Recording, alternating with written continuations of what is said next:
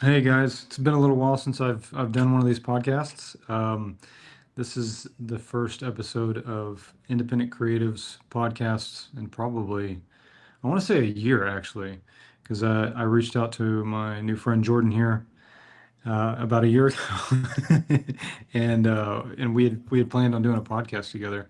And I think that was the last time it is that I had done one. But on this podcast, what I like to do is I like to bring on independent creators that are doing their own projects, whether that's like their own comics, their own animations, their own paintings, doing their own thing independently from just trying to have a job in the industry of animation or in the industry of illustration, and they're building their own enterprise, their own empire, and really highlight those people and help get some eyes on their work, but also just find pieces of wisdom and understanding that we can all use and bring into our own work. So, Jordan, could you give us kind of a brief introduction into who you are and what you're doing? Sure. Hi, everyone. My name is Jordan. I am a concept artist, illustrator, now comic book artist for my own project. It's called Shadowboxers: The Path of Light. I previously worked at DreamWorks and Netflix as a character and a background artist.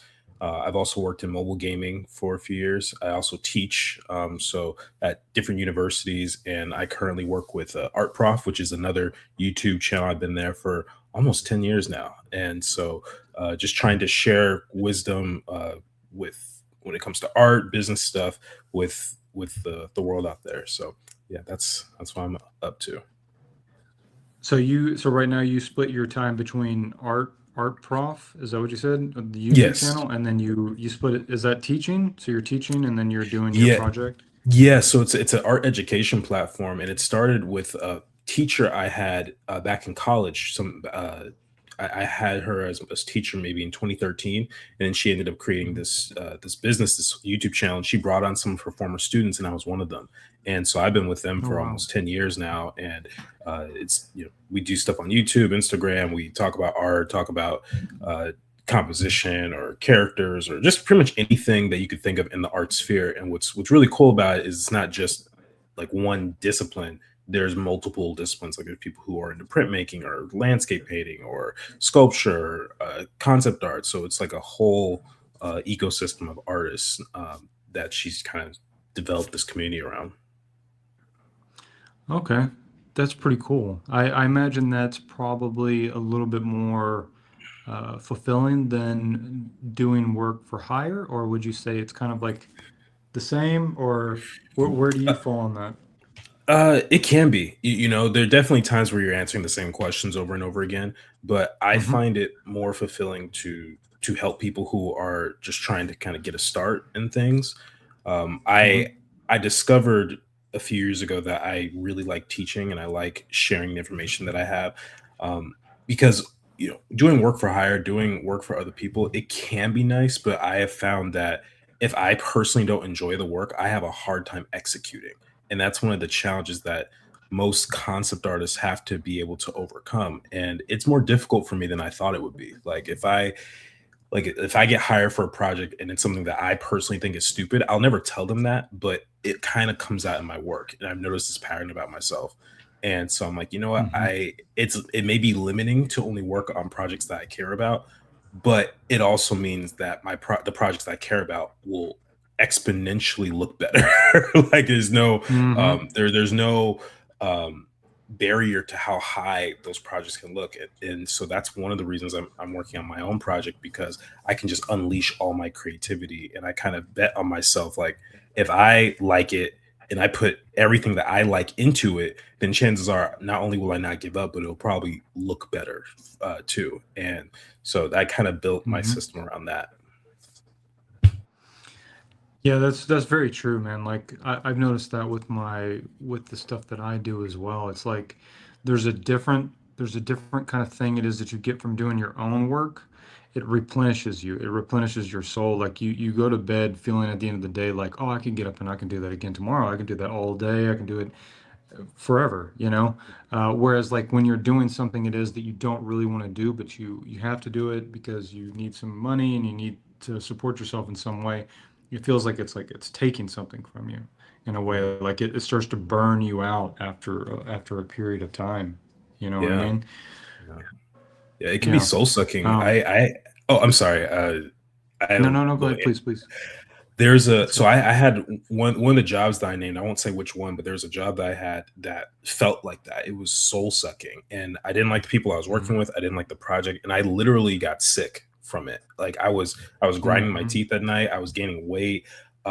It got so bad that and I work from home, but I would get in the car after a work day, and I would just like scream in the car. Like that's how frustrating it was because Wow. I had no other outlet, and I was like, whatever life is, this is not supposed to be is not supposed to be my Yeah. life. Like I'm supposed to be creating great stuff and inspiring people and encouraging people with what I create.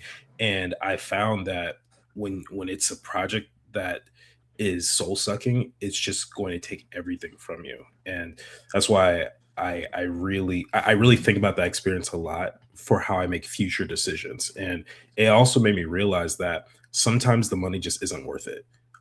Like sometimes you have a Hmm. nice job, a nice situation, but if it's not serving your best interest when it comes to your mental health and your creative outlets, then it's not worth it in the end, at least for me.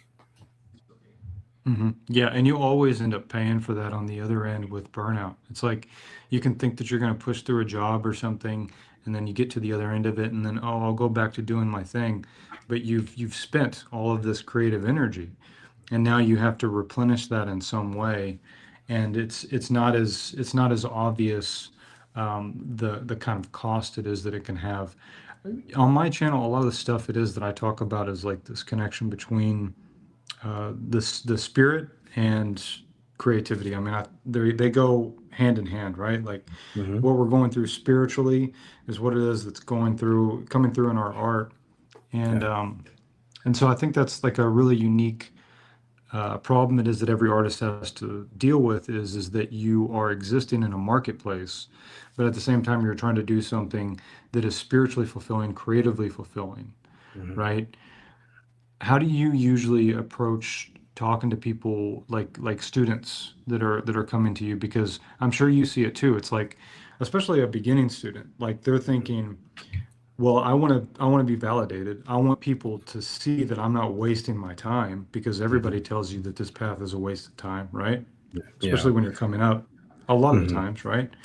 Yeah. But and then there's that, yeah, go ahead. No, no, fish question. Well, I'm saying like so we have this kind of dichotomy in us between having to sell something on the marketplace and doing something it is that we love. Um, so I'm curious, how do you talk to the students it is that you talk to at Art Prof? Yeah. Art prof, yeah, like professor but prof. Hmm. Yeah, Hmm. and so any student, whether it's art prof or whether I'm teaching at a school or just sometimes I do like personal mentorship type stuff. Um, I think I always go back to, why do you want to do this? Like, what is it about Hmm. being an artist that you are so drawn to? Because at some point you made the decision that no matter how difficult it gets, I want to be an artist. It's almost like marriage in a way. Like when you get on the Hmm. altar and you say, for rich, for poor, for for sickness and health, all this stuff, I am not going Hmm. to go outside of this relationship. That's a big deal, Yeah. and it's almost like that for artists. And for artists, it's something intrinsic. You said something about the spiritual nature of it, and for me, I also think that way. I think that I'm just sort of a resource for the Hmm. ultimate source, who I believe is God. And Hmm. I think that focusing and honing that, figuring out why you want to do this, what is it that makes this so special to you, is really key. Now, all the other stuff, like, there are people like, I just want to draw for a cool company. Like, okay, yeah, but those are usually the people who I find burn out faster than the ones who have a Hmm. deeper ingrained message in them that they want to try and reveal. Hmm.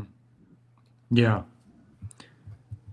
Yeah, I mean, it almost seems like, I mean, I firmly believe that God puts dreams into your heart in order for those things to actually come into this world and to flourish and benefit other people.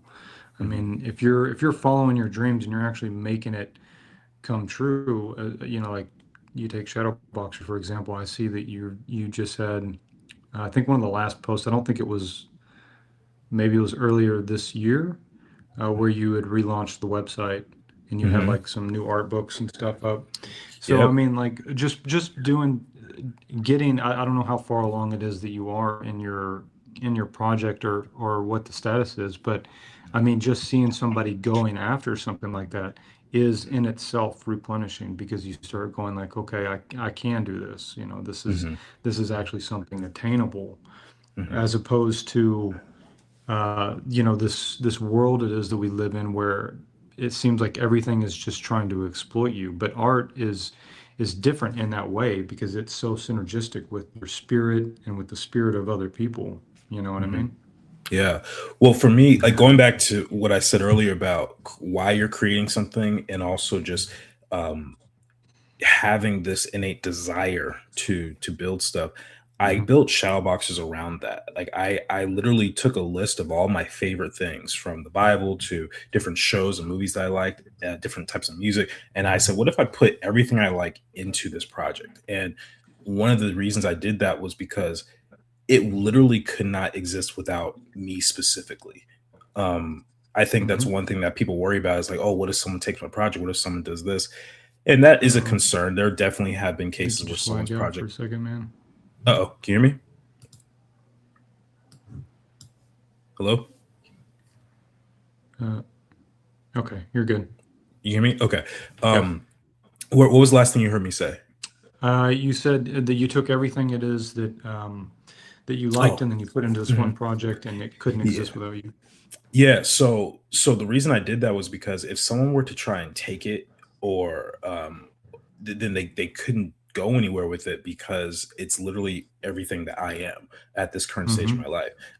And unless I just change drastically as a person, like I have this whole experience where my future life is different from what it is now, um, it's still based off of my personal influences and stances and philosophies. And that to me is really what's important about this project. Like, yes, I want it to look cool and I want it to inspire people, but really what I'm trying to convey is a certain message. And Hmm. it's a message about, light, hope. It's something that's more, I guess, spiritual in nature than just Hmm. characters with glowing clothing. So I always Hmm. look at the depth, like how deep does this project go? And um what's funny is people have been attracted to my project without even knowing that. Hmm. So I'm actually very excited to see how people are going to respond when they actually like read the story and kind of get involved, and not just seeing like the character art or the posters and stuff like that. Yeah, I definitely think that we are, we resonate at certain frequencies, and we run into things that are at that same resonant frequency. And so it isn't really much of a surprise to hear you say you take like the Bible, for instance, and you're bringing that as an influence into what it is that you're doing. Because, the Bible's an influence for me as well. I don't know if I consider myself to be like very traditionalist or literalist, but it's interesting that we have these different texts, especially if you broaden it and you look at all the other different religions and you look at the way it is that they kind of have these similarities between them, and you can start to be like, oh, okay, like there is something that is beyond this physical experience, this temporary, fleeting experience that provides really it doesn't really provide any peace. And, Mhm. I talk a lot on like, I do these little solo podcasts, and a lot of the stuff I talk about is like, I really think that God uses creativity of an individual to pull that person closer to them because you have to go through this long walk of faith in order to be able to even follow through with project. I mean, like, I'm sure you've had so many hurdles it is that you've had to go through, and all of those things were extremely stressful. But then when you get to a certain point, you start to realize, oh, he's got my back regardless. Like, whatever it is that's going on, God has my back. And there's a deeper peace that comes with that you can't find in the circumstance of life. Mhm. Yeah, I think a lot of it comes down to identity. Like if you look in Genesis 1, the very first thing we find out about God is that he's a creator. I actually did this with my church a few weeks ago. I was like, what's the first thing you know about God? And someone said, God is love. It's like, well, that's true. That's not the first thing we know about him.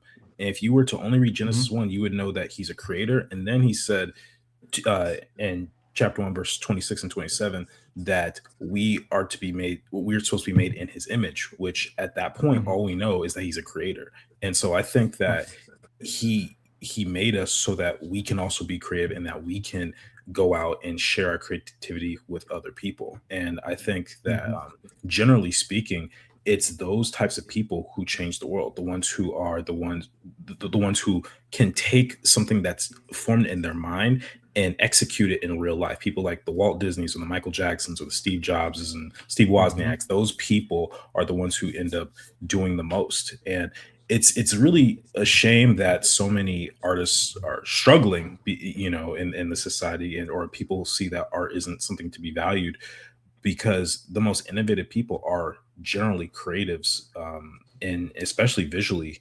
And so I look at it as a reflection of of that, in a sort of a full circle, or achieving what we were set out to do in the first place, was to create, Hmm. which was to create. Yeah, creativity is a it's a form of healing. It heals. It can heal the individual artist. It can heal other people. It can show people that there's something, and like you said, like you have innovators, and those people are actually changing the world. If you don't have those people as examples, then it's just like, well, what do you have? You just have what's left. Mhm, It's just like bottom of the barrel kind of society stuff that doesn't really provide anything for the soul. mhm. Um, yeah. Yeah. And I'll also add to that. I think having a heart for other people is also key. Yes. Like Hmm. if like you can create something, but with no intention of like other people seeing it. But Yeah. there are definitely moments where, like, just looking at inventions, or like, for example, Alexander Graham Bell. I was looking this up just a few weeks ago. The reason he even came up with the telephone was because he was trying to create a hearing aid for his mother and his wife, who were both deaf. And Really. Wow. look at it's so fascinating. And the company he sold his, like, he accidentally made it because he's trying to create a hearing aid, and he became very wealthy because of that. And he ended up sharing like his patents and his shares and all that stuff to a company which we now call AT&T. So like that's how that got started. But most of the people in the world who became independently wealthy were not only creatives, but they also had a heart for people. And that's something that I'm trying to put with create with this project. Like it's self-indulgent, yes, on some level, like when it comes to the visuals, and just like Hmm. I think this is cool, so I'm going to create this to make it look cool. But the story, the thing that is deeper than just the surface level, I'm trying to find a way to help people, and to share a message that I think is valuable. And I think that's where some of the most engaging and long lasting stories come from. Like if you think Star Wars, Lord of the Rings, those types of projects, they all had writers or creatives behind it who had a deeper philosophy that they were trying to convey through this new medium of film, or of Hmm. fiction, or something like that. And so I try and take that same approach as well. Hmm. Yeah. Can you screen share some stuff? Can we see some of the shadow boxer stuff? I want Yeah, yeah. Give me 1 second. Let's see. I'm trying to think what the best strategy would be. I guess maybe the art book would be good. Or actually, let's go to the website. Website has stuff in color. um, to. Okay. yeah, So I think I can do. I think it should give you an option to add something. Okay, there we go. Let's see. Let's add that to the stage. so Okay. let me shrink it a little Yeah, bit. there we Yeah, go. so this is the website for Yes. Shadowboxers, the Path of Light. My wife designed the website. She's a graphic designer, so it really comes in Nice. handy when I create stuff.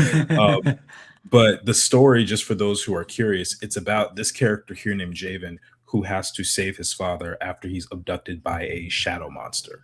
And in this world, they all have, or not all, but a lot of people have light based abilities, and each light color has a different ability. So green heals people, red you can levitate, orange you can create lightning and stuff like that. And so they all basically have to use these abilities to fight off these shadow creatures. And it's heavily inspired by things like the Bible, Avatar: The Last Airbender. Um, there's some inspiration from Stranger Things in there. There's like a lot of things that I was heavily inspired by. Sorry if you hear my cat meowing. She wants to. It's all Can good. you hear her? I'm not sure if you can. Yeah, I can hear it. That's Okay. cool. Okay. Yeah, she's just like that. But these are some of the characters here. Oh, My nice. lineup. So we have Mashaka, Aletha, Ishnu, Javen, who's our main hero, Atana, Kayla, Ghazali, and Asim, and they're all just some of the characters that I've created. There's even more that Hmm. that become really popular. Like this guy, apparently people are swooning over him. I just this one is Zalam, and he actually is going to be one of the most integral characters to the story. Um, Nice. so yeah, this is just the world that I've been building for years. Honestly, it started when I was in high school, and it took different stages over the last couple of Hmm. years. But now it's like really like picking up pace, and I'm starting Hmm. to figure out my uh, my direction as a writer, as a creative, and what it is that I want to say. And Hmm. now it's like I said, it's getting really exciting. So yeah, I'll just kind of Yeah. flip through stuff as we talk. These are some of the Nice. work in progress panels. What's funny, this actually doesn't even look like the panel anymore. Like I actually redrew the entire comic because I wanted the style to be a little bit more edgy and more mature. So Okay. like this top panel here and this one here, they are still in the comic, but they just look a Hmm. little bit older. So Hmm. yeah, but it's a lot of fun working on something like this. It's much more fulfilling than anything I've ever worked on. And even with its slow beginnings, the Bible says Hmm. don't despise small beginnings. So I'm like, you know Yeah. what, this is something that I'm passionate about, something that I care about, and thankfully there have been a couple people online who have found an interest in it. So yeah, I am very happy with how it's going so far. Nice, man. I love go back to the one with the glowing. This is dope, dude. I love Oh, this. I thank love you. this. What is this This character's name again? Her name is Aletha. Her design has actually been slightly Alethis. updated. So this is how she looks currently, and I'm probably going to simplify her even more because she's really Hmm. difficult to draw. But she is an assassin and bounty hunter, and I don't, not to give any spoilers, but she's going to have to constantly be going after Javen and his friends because of a mission that she's on. And so I wanted to actually let me see if I have any like concept art pictures where I like was creating her. I might have to go into my files. Let me see. I would have pulled this up sooner if I should have thought to to do this. But let me see. Um, where's the template? I have so many files of all my characters. Here we go. I can let me reshare my screen and then I will. Okay. Go ahead.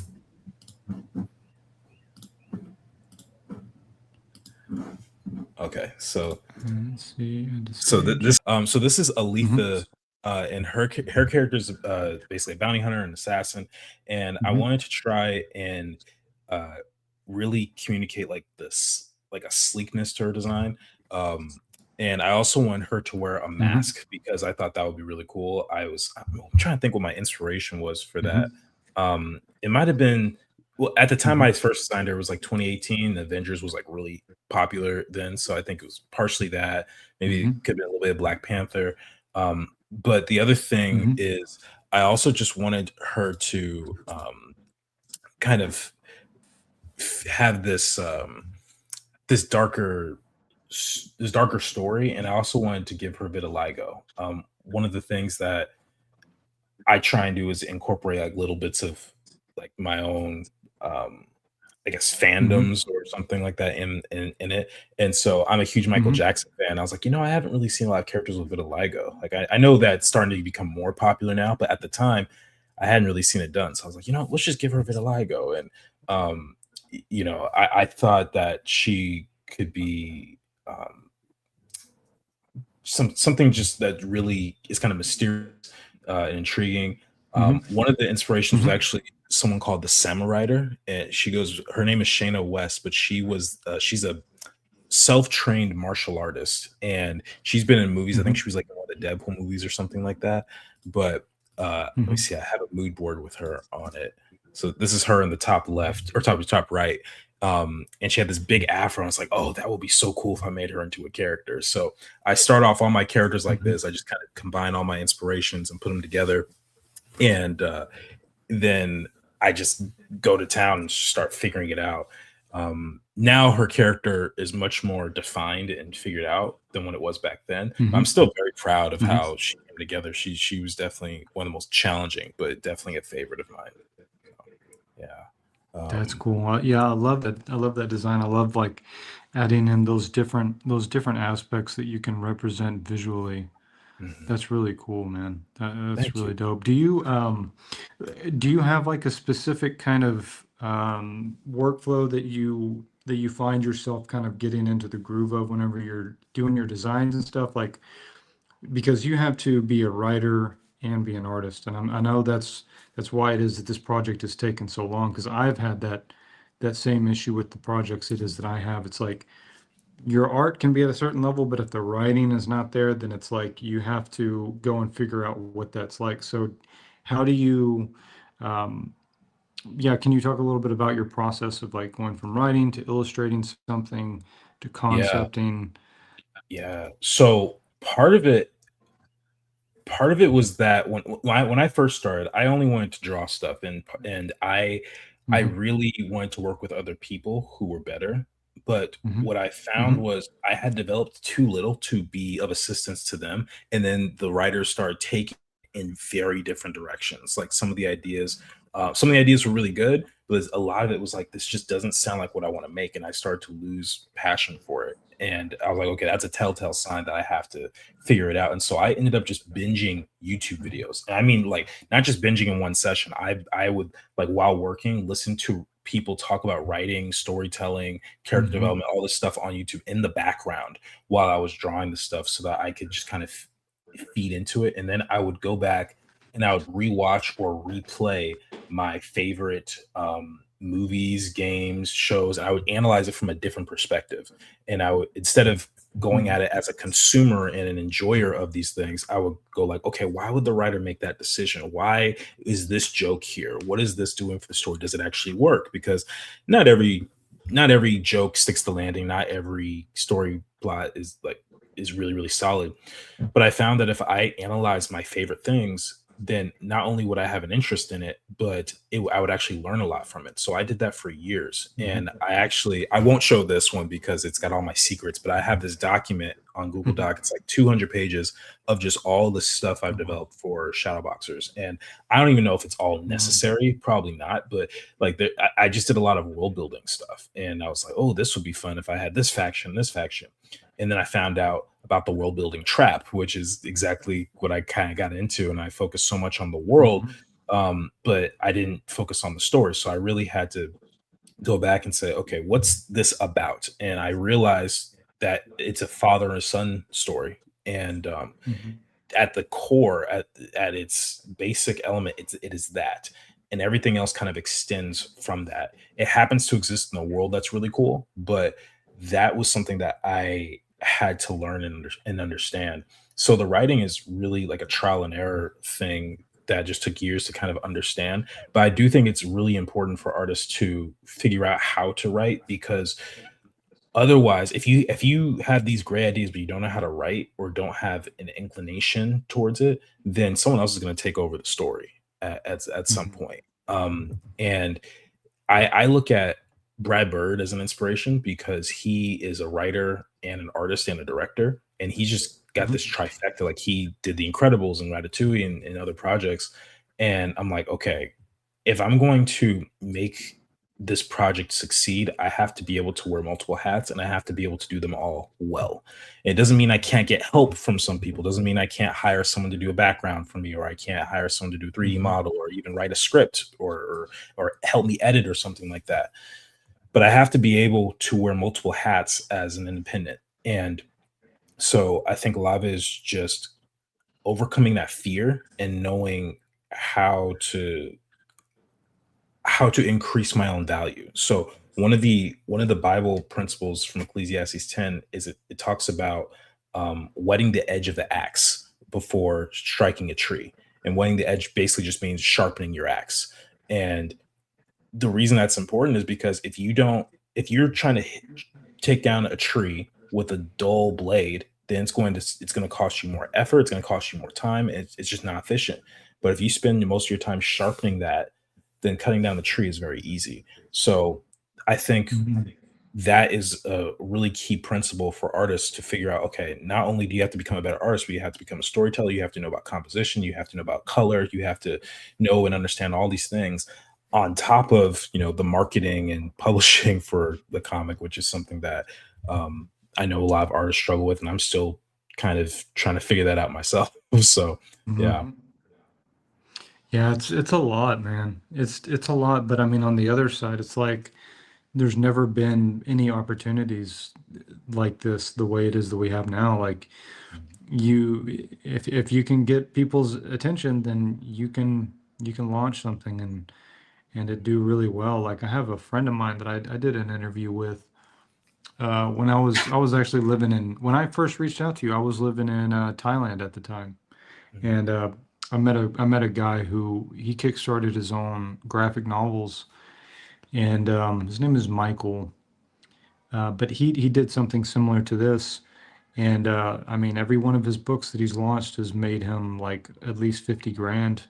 He's got 3 or 4 books out there, and he's killing it. I mean, he's launching them in the States, and he's having somebody else do the fulfillment in the States, but then he's getting paid for it with his team in Thailand. So he's just chilling.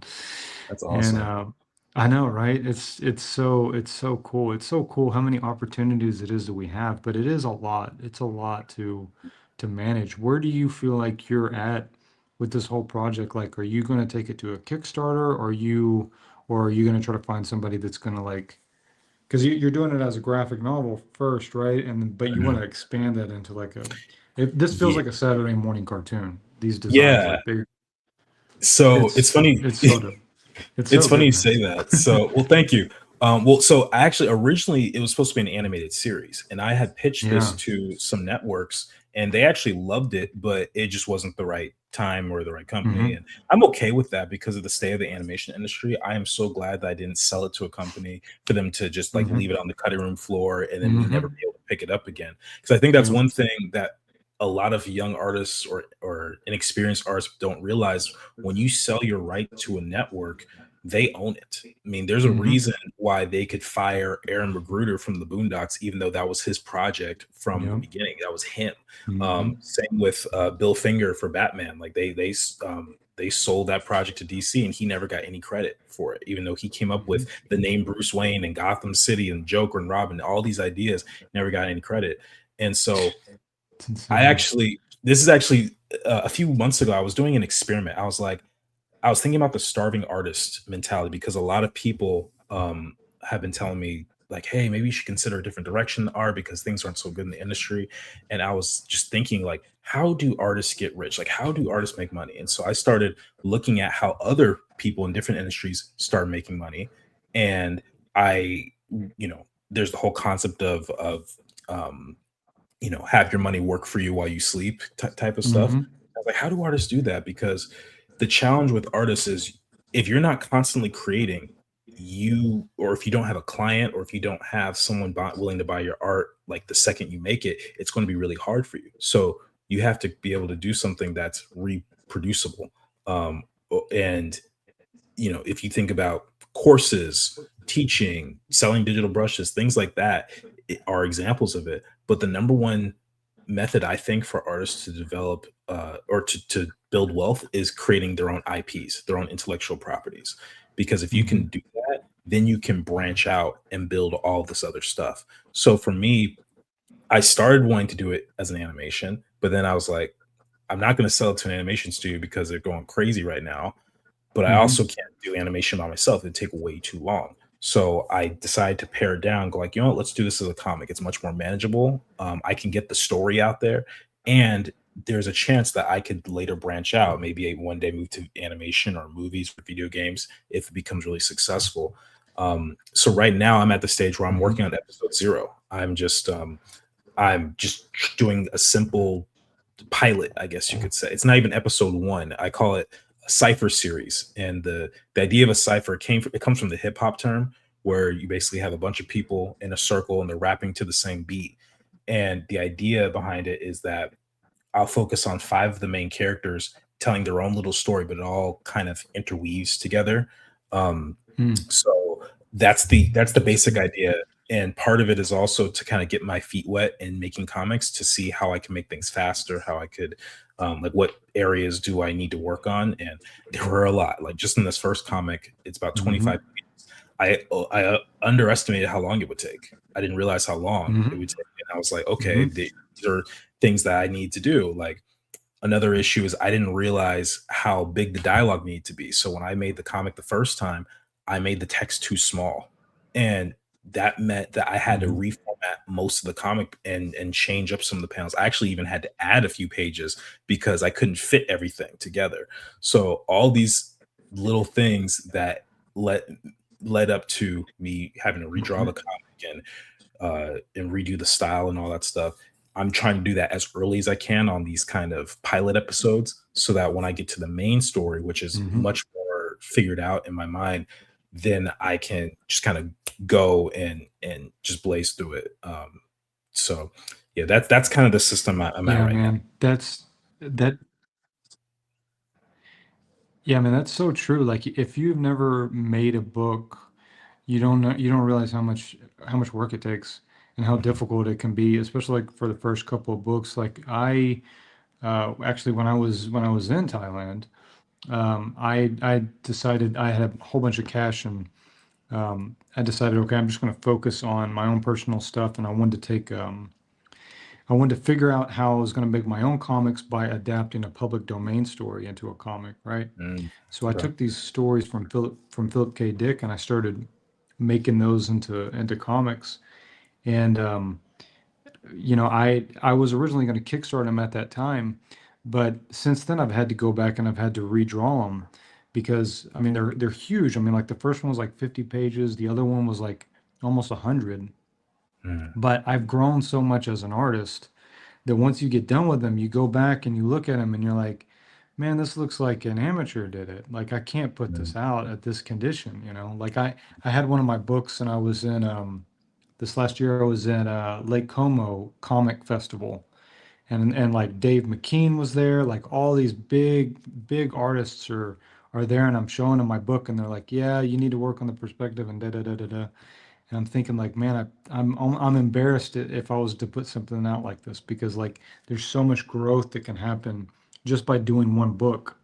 yeah. And like you said, you start to notice these little technicality things where you're like, oh man, the text isn't right, or this doesn't flow the way it is that it needs to.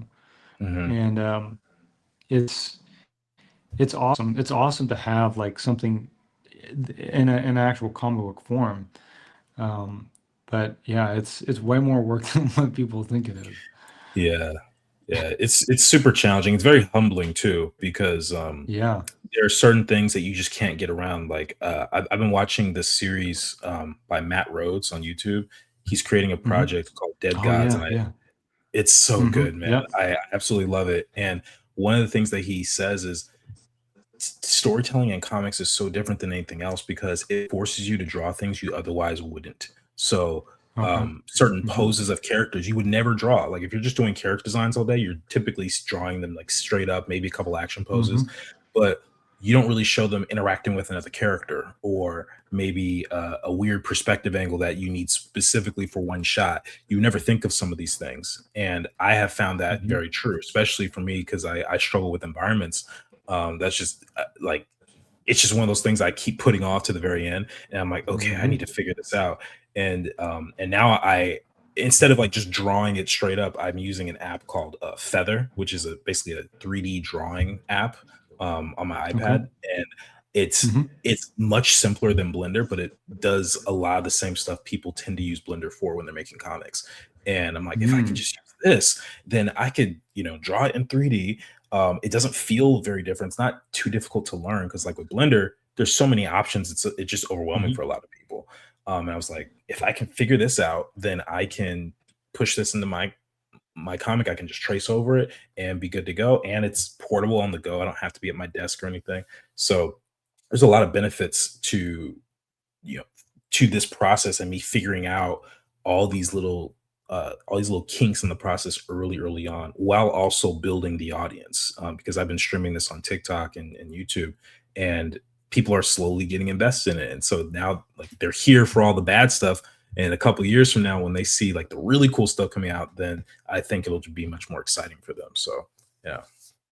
um but the idea, me bringing up Matt Rhodes, was basically about how doing a comic forces you to do things that you otherwise wouldn't if you weren't telling a specific story. Hmm. So you may not draw this prop, or you may not draw this character in this specific position if it weren't for the story forcing you to do that, which I think is what Hmm. makes comics so challenging. And especially because typically, you know, if you're a comic artist, even if you have it separated with penciler and inker, it's pretty much just you. Like, you're not really passing that off to someone else. Hmm.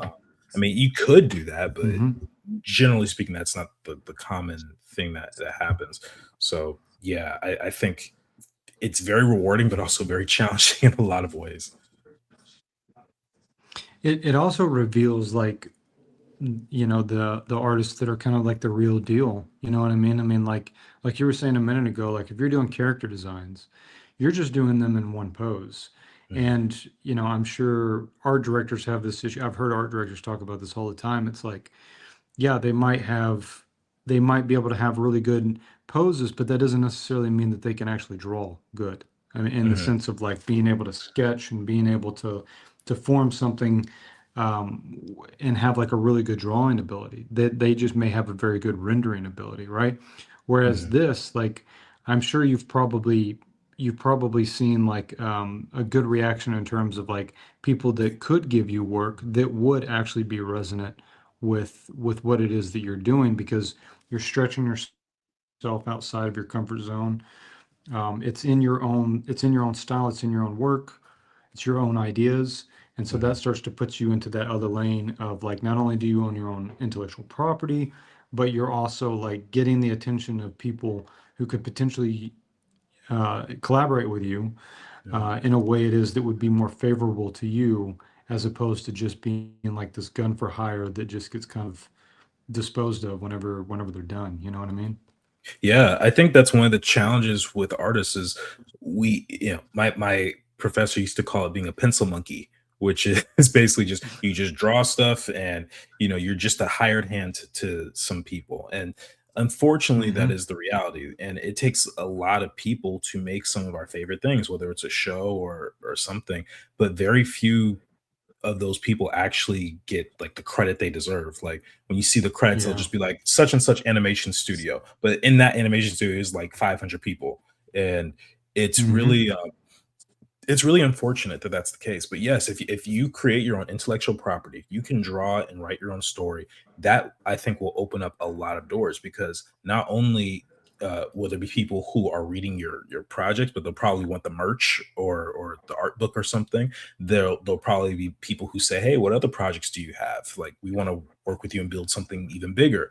There might be people who want to learn from you. You can open up a class. Like, there's so many ways that building your own Hmm. intellectual property can really branch out and turn into something much more grand than you could have ever imagined.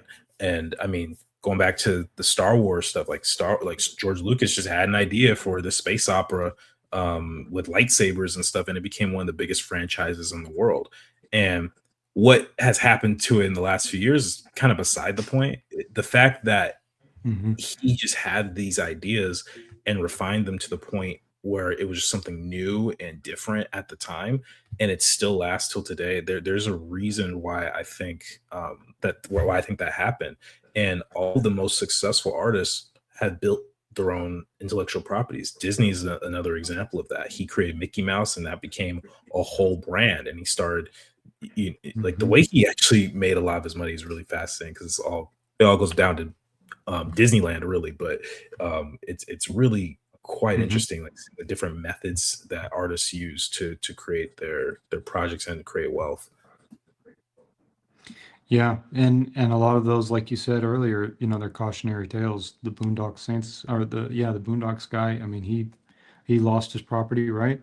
And then you Hmm. said, what was the other example you gave? Bill Finger from Batman. Bill Finger. Yeah. That is so crazy that can be. I mean, it's totally a cautionary tale. I mean, like you said, like even if you were to sell something, that's one of the things that we keep in mind as well is like you could have that property, and you could even have multiple companies that would be interested in that, right? They would be like, oh man, we really want shadow boxers, but Mm. really the truth is that if shadow boxers pops off and it's really hot, then they're basically competing to take it off the table so that their competitor doesn't. But that doesn't necessarily mean that they're going to make it because, like you said, it could just sit on the cutting room floor, or they could try to take away any kind of creative power it is that you have. I mean, that's literally what happened with George Lucas. Yeah. They told him like, "Hey, you're going to have all the creative say," and then that was not the case at all. Hmm. I think ownership is the number one thing that artists need to start figuring out sooner rather than later.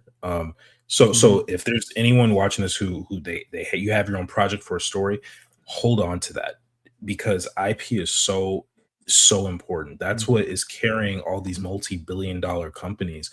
Like the Mickey Mouse, like that face, that brand right there is everything to Disney. And I think so many of us artists, we are willing to just give it away for what we think is a lot, but really is, in the grand scheme of things, like I wouldn't want to make like $200,000 if Shadowboxers could bring me $2 billion just by itself. Yeah. Like that just doesn't make Hmm. sense to me. Because I want to be able to give something to the generation after me, my kids and my grandkids. And I think Hmm. as artists, the most valuable thing is what we create. It comes from our minds. You have to keep that close. And I think it will be better to do things ourselves, and work with people who understand that we own the rights to this thing no matter what happens to it. Now I understand that there's probably some challenges that are going to come with that, but in the long run, it's your project and you should be able to do what you want with it. I think Hmm. one of my inspirations is Bill Watterson from Calvin and Hobbes, and I'm so fascinated by his story because he just wanted Calvin and Hobbes to exist purely as a comic. He didn't want to have merchandise. There's no T-shirts, there's no mugs, there's no Hobbes stuffed animal that you can go get unless Hmm. it's a knockoff. He just said, "I want everything to exist as the comic," and he's still he's kept by his guns. I'm not saying I necessarily agree with all those choices. I don't know if I would have done that, but there also Hmm. is something to be said for the fact that we don't see Calvin Hobbes on insurance commercials like we see Snoopy on insurance commercials. Like Yeah, there's something exactly. about that. So but him sticking with his artistic vision is so key. It's so essential, and so I think whatever Hmm. we create as artists needs to be controlled by us at all times. If that means we work with other companies, if it means we keep it close and build our own companies, our own studios, which I think will be better, then that I think is the path forward. And the cool thing is we don't have to ask permission anymore. Like you said earlier, Yep. now is the best time to create something and put it out there ourselves and just see what the audience says. Sometimes they like it, Hmm. sometimes they don't, but at least we are in control of that. And I think that's really an exciting prospect for us now. Yeah, I mean, really, I'm surprised neither one of us thought of mentioned Todd McFarlane. I mean, he's the most classic example of that, Yeah. like, I mean, Spawn was my favorite growing up, hands down, because it was just so dark and it was just so crazy different than anything else that was out there. And Mhm. then we got to see in real time as you took this comic book, turned it into a movie. The movie was, I think it was pretty good for its time. And then you had also the animated series, which was amazing. I don't know if Mm. you ever saw the Spawn animated series, but I God, haven't it was seen so good. Oh my it. God, man. It's like nobody's done an animated show like Spawn. Never. Mm, I mean, it's really crazy that they haven't continued that on, but and then he's got the toy line and he's got like all these different things it is that he's done. I mean, mhm, he's really the perfect example of like what you can do. You can take this one idea and then build literally an entire company that just empowers all of these different artists. You Hmm. know, like Image, like they help you publish the book, but they don't own the right. Yeah. Just also the first as well, right? Hmm. Yeah, I think Yeah. that's brilliant, and yeah, I can't believe I didn't think of Todd McFarlane either because he is like the perfect example of an artist entrepreneur. And like I think Yeah. people go like, "Oh, you can't get rich from you can't make a living from doing art." There are people who make $1 billion from selling sandwiches. Like there's people like the things Yeah. that we don't think of. People become billionaires from it, millions, and I keep talking about wealth because I think it's something that is important for us. So, like we need to have a livelihood, and I don't think we Mhm. should be in a Yeah. situation where we're just feeling like we're being taken advantage of because someone doesn't want to pay Mhm. us what we think we're worth. And especially, generally speaking, artists tend to live in areas where the jobs are. So that could be like a Los Angeles or New York and places that are very Mhm. expensive. And every artist I know has to have like 3 or 4 side hustles on top of their full-time job just to get by. And in some cases they might have a spouse supporting them, but it's hard. It's a hard game. And I've actually even heard a lot of producers they kind of recognize in animation that the ones that tend to have the longest careers tend to, or not the longest careers, but I guess the ones who are most commonly there are the ones without families. Like they're typically single people with no children. Mhm. And by the time they want kids, they kind of just figure out a different path because that's how tough it is to be in that industry because it's all gig based work for hire. And it's a really sad like cycle to see that. And I think Mhm. it's important that we as artists kind of figure out how to take advantage of our craft again because these big companies they can't exist without us, but we also Mhm. have to recognize how we can use what our creativity to create leverage for ourselves and for our community. Yeah, absolutely. And I think a lot of that, I think like, like Bobby Chu had made a video recently about like, Marvel just laid off like Mhm. all their visual development team. I mean, you even had somebody like Wes Burt that they let him go. Meanwhile, like in the background, while the guy's letting him go, there's a just giant painting from Wes Burt on the wall. It's like totally insane. And I think it's going to be a rude awakening when these executives realize, like, oh, wait, we can't just like AI generate all this stuff because the artists are bringing a sensibility and they're bringing that human connection that is communicated through the art. You just it's not the same thing. It's such a subtle thing. It's such a thing that it goes underappreciated by artists. I mean, that's essentially what you're talking about is like there's another element to us and what we do that even we underappreciate. And that's the Mhm. reason why it is that we get taken advantage of, right? Mhm. Yeah, I think Yeah. so first off, I do know what video you're talking about, and that's such a sad story because these artists helped make that company billions of Yeah. dollars, and you're just like, all right, we're done. And that's another thing. It's like when you sell everything to a big corporation like that, it comes with a lot of challenges like that, or the possibility that you could get let go. Hmm. But when you work for yourself, when you build Hmm. something on your own, that's not happening. Like, because I was also fired Hmm. from a job from one of my art jobs, and it was pretty devastating. And I'm like, and after that, I was like, Hmm. you know what? Never again. I'm not letting this happen ever again. And so that's when I just decided to start doing my own thing and just going full into it. And it's so much more fulfilling doing that. And I have more things to consider, but I have less things to worry about, if that makes sense. Like I don't have to worry about Yeah. pleasing someone uh who's so high up because I'm now the top dog. It's like if it's good for me and it's good for my audience, we're Yeah. set. So I think it takes a shift in Hmm. mindset and just learning to be more well-rounded because artists tend to just want to deal with the drawing and the art stuff, but there is some management and business Hmm. principles that I think we need to understand as well. And I don't think it's even a lack of capability. I think it's just a desire to not do it. Like I think we tend to want to do the easiest thing, and that is the easiest thing because we've been doing it for so long. But branching out and Hmm. taking risks, I think, is what makes these people like it's what makes the fruit of their labor so sweet. Like when Walt Disney was Yeah. creating Snow White and all these other projects, he took the risk. Like he was the one who was like, my name is on the line. Like Snow White was called Disney's Folly before it came out. They were like, they knew he was making this big budget movie, and they're like, yeah, this is going to be such a failure. This guy's a loser. And he took all the potential heat that he could have gotten, and then it became the highest grossing film ever at that time. So I think there is uh, a natural fear of some of these risks when it comes to artists, but I think we have to also learn how to take that on as the next step in our evolution as a community. Yeah, absolutely, man. Dude, you're speaking a lot of truth today. I know you got something you got to run off to. So I think Yeah. we'll go ahead and we'll wrap it up here. Okay. But anybody who wants to check out Shadow Boxers, I'm going to include the links in the description box below, so you guys can go and join the Discord and check out the website and stuff like that. And then I'll also include links to all your social media stuff, and as well as my own. And thank you guys for watching. Do you have any final words? Anything you want to say before we close this Um, off? yeah, I would say I know that the path of an artist can be very difficult, but I would say challenge yourself to not get discouraged. Like that's been my theme of this year is Yeah.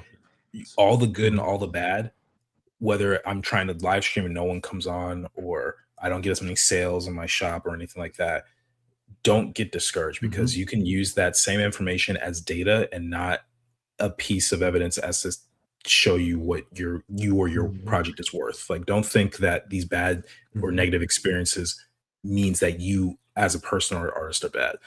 Look at it as data, figure out how Mhm. you can improve and keep going. So yeah. That's amazing. Yeah. Thank you for that, man. Cool, Mhm. guys. Well, all right, we'll go ahead and we'll wrap it up here. And like I said, thank you guys so much for watching. Take care.